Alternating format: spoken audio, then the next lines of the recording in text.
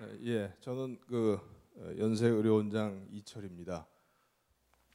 오늘 제가 여러분께 이제 말씀드리고 싶은 것은 이 건강이라고 하는 것이 이제 앞에서도 말씀을 해주셨지만은 신체적인 건강, 또 아프지 않은 것 이런 것만이 건강이 아니고 WHO에서는 건강을 이런 정신적인 건강, 사회적인 건강까지도 건강한 삶으로 정의를 하고 있습니다. 그래서 이 정신적인 건강 또 이 사회적인 건강까지도 건강한 삶이라고 했을 때 그러면 어떻게 우리가 이 아프지 않고 또 정신적으로 건강한 삶을 살 수 있을까, 이런 것을 몇 말씀드리고 싶습니다. 우리가 성인병이라고 하잖아요. 뭐 고혈압, 당뇨 이런 여러 가지 이제 성인병들이 있는데 이걸 요사이는 성인병이라고 하지 않고 생활습관병 이렇게 부릅니다. 무슨 얘기인가 하면 좋은 습관을 가지면은 병에 걸리지 않는다. 담배를 피우시는 분은 어떠세요? 뭐 폐암이 걸리고 또 호흡기에 여러 가지 문제들이 많이 생기죠. 또 짜게 드시는 분들은 고혈압이 생기고 또 이 나트륨이라는 것이 이제 짜게 만드는 맛의 원인인데 이것이 나가면서 뼈에서 칼슘이라는 걸 빼가지고 나갑니다. 여러분들 많이 생기는 골다공증 이런 것도 생기고 또 위암도 좀 짜게 먹으면 생긴다고. 그러니까 이런 것들이 평소에 먹는 식습관을 좋은 식습관을 가지면 이런 병들이 예방이 되는 거죠. 그래서 기본이라고 하는 것이 굉장히 중요합니다. Go to the basic 해서 지금 말씀하신 것 중에 이제 음식들을 이걸 어떤 분들은 뭐 다이어트 하신다고 뭐 포도만 먹고 또 어떤 분들은 탄수화물을 하나도 안 먹고 지방으로 하는 뭐 황제 다이어트도 하는데 그리고 제일 중요한 것이 이제 기본입니다. 우리가 하나님이 주셨을 때 우리 몸에 필요한 영양소라고 하는 것이 뭐 초등학교 때 배우신 것처럼 탄수화물, 단백질, 지방이 있잖아요. 이런 것들을 골고루 다 먹어야 됩니다. 비타민, 거기서 이제 비타민도 들어오고 하기 때문에. 근데 중요한 것은 이제 소식이죠. 우리 현대인들은 너무 많이 먹습니다. 많이 먹고 나서 빼기 위해서 또 열심히 노력을 하는데 여러분들 콜라 한 캔을 드시고 그걸 빼려고 그러면 적어도 1시간 운동하셔야 돼요. 안 드시는 게 좋죠. 그러니까 이런 것들을 먹지 않는 습관이 중요하다는 말씀이죠. 싱겁게 먹는 습관.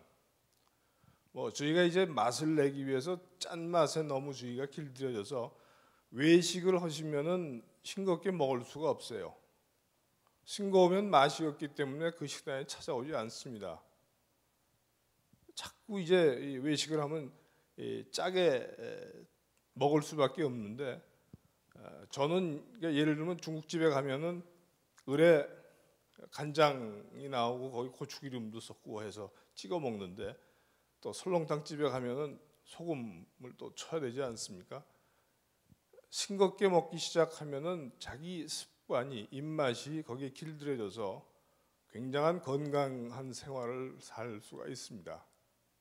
그래서 이런 소식하는 거 예를 들면은 저희 이 식당에 가서 보면 교수님들 중에 몇 분은 밥이 나오면은 밥을 위에서 절반을 덜어놓고 그러니까 먹다 보면은 절반을 남기기가 참 힘듭니다.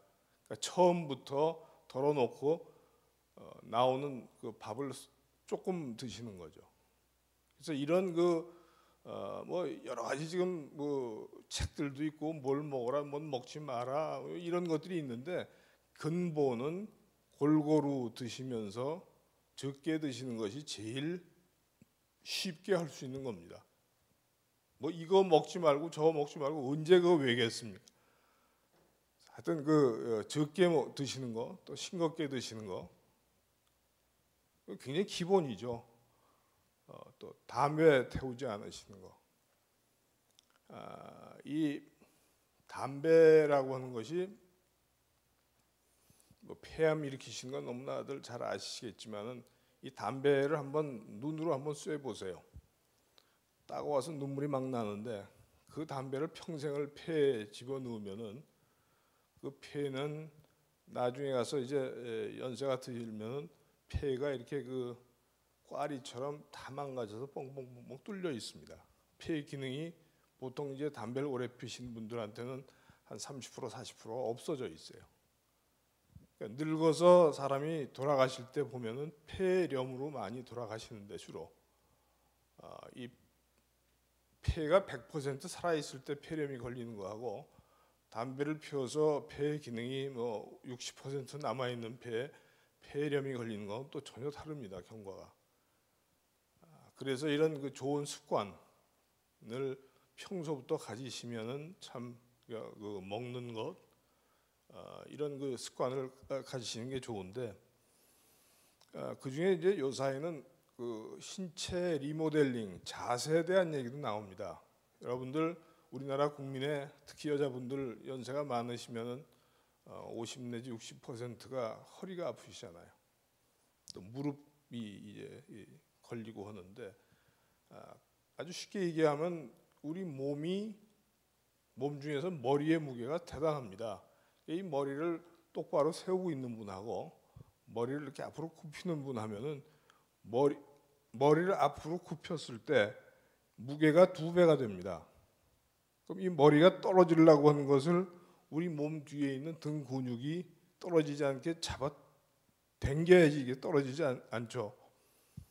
우리 몸에는 척추뼈가 있는데 척추 마디마디마다 전부 근육이 있습니다. 이 근육이 머리가 앞으로 이렇게 떨어지려고 했을 때 그것을 잡아 당기기 위해서는 굉장히 긴장을 합니다. 근육들이. 근데 또 우리 몸이 좌우 대칭이 안 돼 있어요. 항상 보면은 여러분들 이렇게 서서 보시면은 어떤 분은 오른쪽 어깨가 올라가시고 어떤 분은 왼편이 올라가시고 균형이 잡혀 있지 않는 상황에서 이 뒤에 있는 그 등 근육들이 긴장을 하면은 그것이 이 허리가 아픈 걸로 나타나죠. 그래서 여러분들이 걸어 다니실 때 젊은 분들 중에서도 특히 그 학생들 중에 이렇게 이러고 다니는 이런 자세들은 나중에 늙어서 반드시 허리에 통증이 옵니다.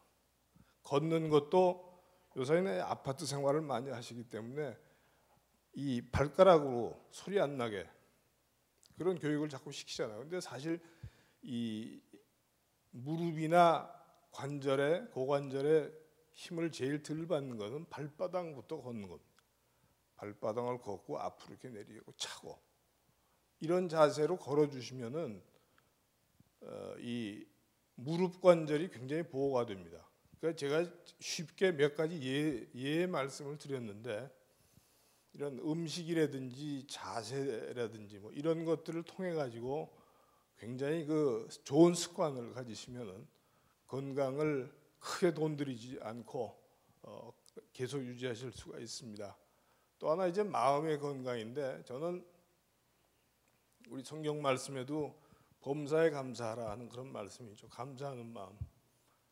아침에 눈을 뜰 수 있는 감사, 숨을 쉴 수 있는 것에 감사. 그 숨은 당연히 쉬어지는 것 같지만은 아까도 말씀드렸지만 환자들 중에 담배를 오래 피신 분들은 그 폐가 딱딱해지는 그런 병들이 있습니다. 그런 경우에는 산소를 줘야지 이제 우리 몸에 그 산소 공급이 되고 어떤 경우에는 더 폐가 딱딱해지면은 인공호흡기를 답니다. 그래서 이렇게 숨을 쉰다는 저희들은 이제 의사의 입장에서 아침 일어나서 눈이 떠지고 숨을 쉬는 것 그 자체가 감사입니다. 이 범사에 감사라고 하는 것이 무슨 큰 돈이 생겨서 감사를 하거나 뭐 이런 것이 아니고 그저 걸을 수 있어도 감사하고 쓸 수 있어도 감사하고 이 세상에 모든 것이 감사하는 것의 덩어리죠. 외과 의사가 수술을 하고 살을 쨌는데 실로 꼬매지 않습니까? 붓지 않으면은 어떻게 되죠? 안에서 살이 자라나서 붓지 않으면 그 실을 평생 가지고 살아야 됩니다. 감사하게도 밑에서 살이 돋아오니까 의사들은 3일 만에 일주일 만에 그 실을 뽑고 살이 아물어드는 거죠. 그러니까 저희는 이 의학을 하면서도 아직까지 이런 그 살이 자라오는 기전 이런 것들을 정확하게 규명을 잘 못합니다. 하나님이 창조하신 하나님의 형상대로 창조한 우리 인간의 몸이 하나님의 섭리에 의해서 그 자연의 힘으로 치유하는 것을 저희는 도와주는 의사라고 하는 것이 전능하지가 않습니다. 하나님이 주신 것을 가지고 우리는 옆에서 돕는 그런 역할을 하는 거죠. 세균이 들어왔을 때 항생제라는 것이 있습니다. 항생제도 자기 몸에서 면역이 있을 때 항생제가 도움을 받는 거지 항생제만 가지고서는 균을 다 죽일 수가 없습니다. 어디까지나 의사는 외과 의사나 내과 의사나 하나님이 주신 창조 섭리에서 주인은 그저 조금 도움을 드리면은 그것이 자기 몸에서 회복이 되면서 건강해지는 거죠. 또 하나는 감사하는 마음 이외에 이 나누는 마음이 중요합니다. 사도행전 20장 35절에 예수께서 친히 말씀하신 바 주는 것이 받는 것보다 복이 있다 하는 그런 말씀을 하십니다. 이 말씀은 여러분들 세브란스 병원 하면은 이게 세브란스가 뭔지 잘 모르실 거예요. 100년 전에 이 조선 땅에 그 조선 서양식 병원을 지어주라고 그 당시 돈으로 뭐 한 600~700억 되는 거금을 기부하셨던 미국 클리브랜드의 그 기독 실업인의 이름이 세브란스입니다. 이분은 그럼 어떻게 해서 이렇게 큰 돈을 기부를 하시느냐? 우선 스탠다드 오일이라고 미국에서 큰 정유회사를 한 우리가 너무나 잘 아는 록펠러라고 하는 분이 있는데 이 록펠러 씨의 동업자입니다. 근데 이분이 그럼 그 옛날에 그 어떻게 해서 이 조선 땅에 그런 큰 돈을 기부를 하시게 됐을까요? 이 우리나라 의료의 역사는요 128년이 되었습니다. 서양 의료 역사가.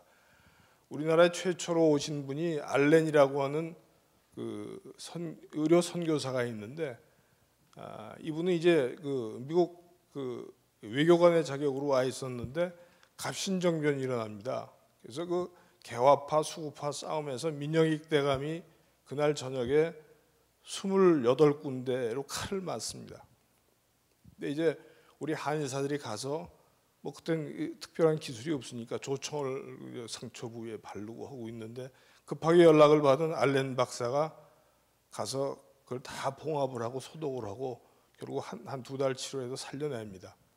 이 민영익 대감은 고종 이 명정 황후의 조카였기 때문에 고종이 이 알렌한테 이제 알렌 선교사한테 당신의 원이 무엇입니까? 이렇게 얘기를 하니까 제가 이 서양 병원을 하나 세웠으면 좋겠습니다. 그래서 세워지는 게 제중원이고 이것이 이제 여러 선교사들이 와서 여기서 일을 합니다. 그래서 그 중에 이제 에비슨이라고 하는 캐나다 선교사가 일을 하다가 안식년을 받아서 돌아갑니다. 그래서 그 뉴욕의 카네기 홀이라는 데 가서 조선에 대한 선교 보고를 합니다. 조선에 여러 의료 선교사들이 와 있는데 같이 일을 한 하나의 병원이 필요합니다. 그랬더니 며칠 후에 세브란스 씨가 찾아온 거예요. 우리 부부가 병원을 세우기 위해서 기도를 하고 있었는데 그곳이 조선의 한성인 것 같습니다. 그래서 이제 거금을 주세요. 그러면서 하시는 말씀이 이 사도행전 20장 35절 말씀을 인용을 하십니다. 주는 나의 기쁨이 받는 당신의 기쁨보다 큽니다. 그래서 이제 이 돈을 가지고 이제 병원이 시작되는데 세브란스 씨가 병원이 준공한 게 1904년인데 몇 년 뒤에 조선을 찾습니다. 그때 또 자기 워낙 부자시니까 자기 주치의가 있어요. 이분하고 같이 왔다가 이 주치의가 조선 땅에서 이걸 보시고 또 선교사로 자원을 하세요. 이분 이름이 러들러라고 하는 의사인데 뭐 아주 그 부호의 주치의였으니까 공부도 잘하고 최고의 의사였습니다. 미국의 외과 의사로. 이분이 선교사로 나와서 세브란스 병원서 우리나라 최초의 외과라고 하는 걸 시작을 합니다. 그래서 그분 교육에 의해서 수많은 외과 의사들이 생겨납니다. 이렇게 이 나누는 삶이라고 하는 것이 참 얼마나 우리를 건강하게 만들고 또 감사하게 만들고 나누면 나눔을 또 낳죠. 사실 세브란스 병원이 뭐 지금 굉장히 큰 병원이라고 하지만은 세계 의료 선교 사상 최고의 성공작이라고 합니다. 미국의 많은 의료 선교사들이 세계 각국의 병원을 세웠지만은 다 소멸했고 이렇게 큰 병원으로 살아남아 있는 병원이 거의 없다고 그래요. 근데 아시는 것처럼 세브란스 병원 뒤에는 어떤 기업이 있지 않습니다. 기업이 세운 병원이 아니죠. 또 국가가 세운 병원도 아닙니다.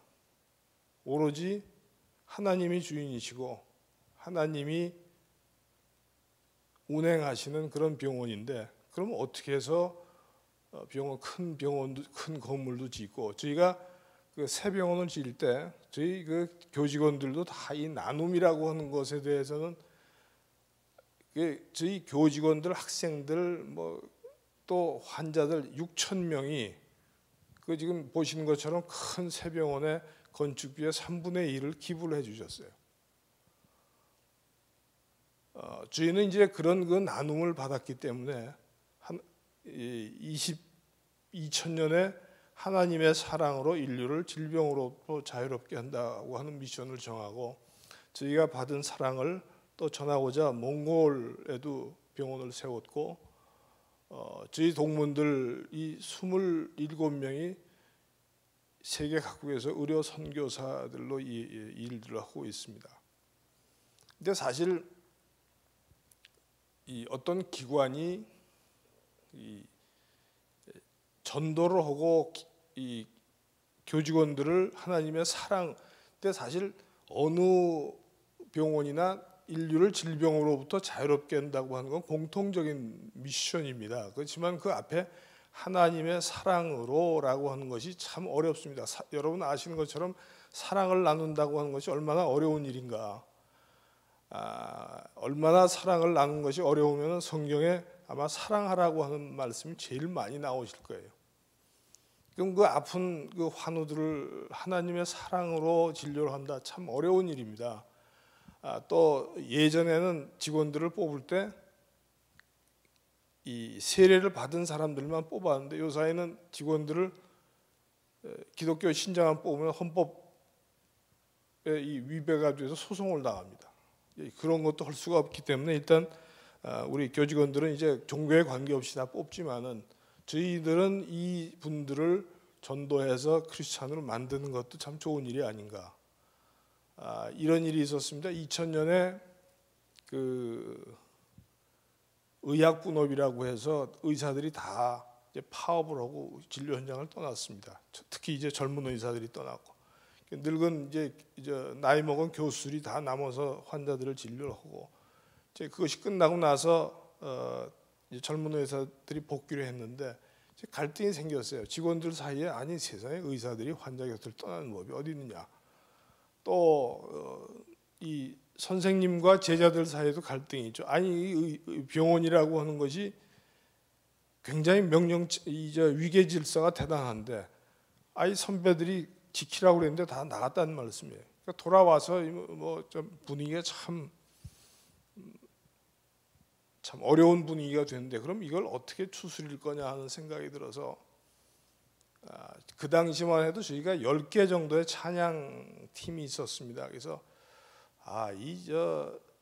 찬양 대회를 한번 했으면 좋겠다. 그래서 기관별로 저희가 이제 아까도 말씀드렸지만 의과대학, 치과대학, 간호대학, 또 세브란스 병원 내에 어린이 병원, 또 심장혈관 병원, 이렇게 전문 병원들이 많이 있어요. 16개 팀들이 나와서 찬양 대회를 하는데 저희 직원이 8,000명입니다. 그 당시에. 근데 찬양단으로 참석한 분들이 800명이에요. 직원의 11조가 찬양단으로 나와가지고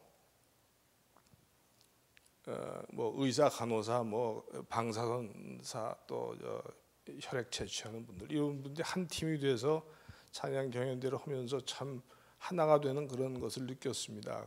또 믿지 않는 직원들이 그 찬양 경연대회에 나와서 또 믿는 사람으로 바뀌고 저희가 이게 13년째 그걸 하고 있는데 뭐 이런 것들을 통해서 저희의 신앙도 커지고 또 환자들한테 이런 팀들이 또 저녁 때든지 이런 때 이 병실을 돌아다니면서 찬송을 합니다. 그래서 이런 그 전도도 많이 하고 하는데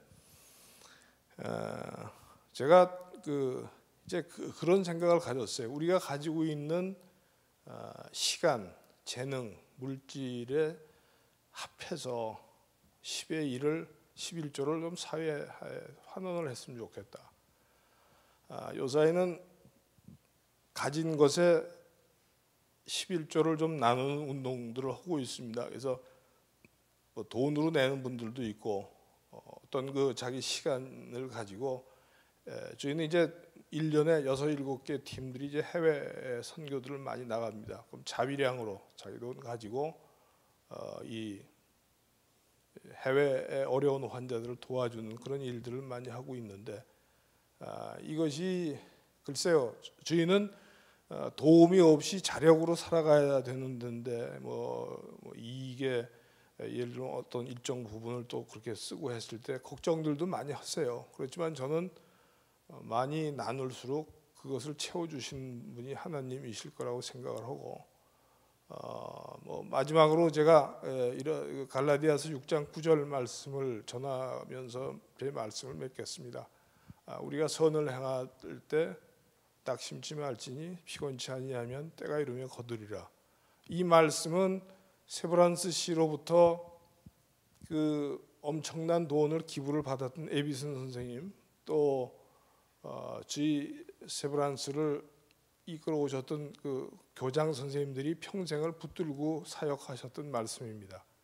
우리가 선을 행할 때 낙심치 말지니 피곤치 아니하면 때가 이르면 거두리라. 그분들은 그 때가 지금일 수도 있고 10년 뒤일 수도 있고 100년 뒤일 수도 있지만은 하나님의 뜻대로 그 하나님의 때에 자기가 일한 것들이 이루어지리라고 하는 그런 생각을 가지고 우리나라의 국민들을 위해서 또 제자들을 위해서 이국 이 먼 조선이라고 하는 먼 땅에서 자기 일생들을 보내셨습니다. 뭐 그런 것들이 기초가 돼서 저희들은 사랑을 나누는 기관이 되자고 노력을 하고 또 지금 앞으로도 그렇게 노력을 할 예정으로 있습니다. 감사합니다.